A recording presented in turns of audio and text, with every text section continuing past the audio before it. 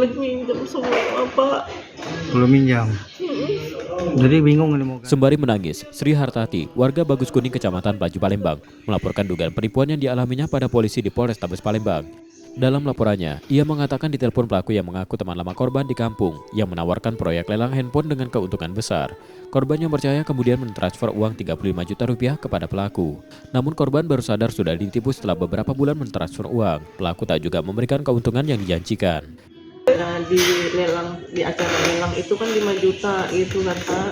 Nah, tapi saya itu disuruh jadi pemilik barang di situ. Maka si Koko ini tadi tuh beli harganya 6 juta gitu sama saya gitu. Apa itu bang apa?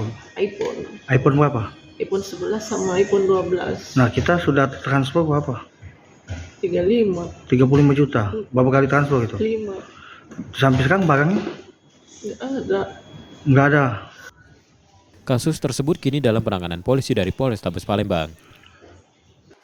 Yudi Kiswanto, Kompas TV, Palembang, Sumatera Selatan.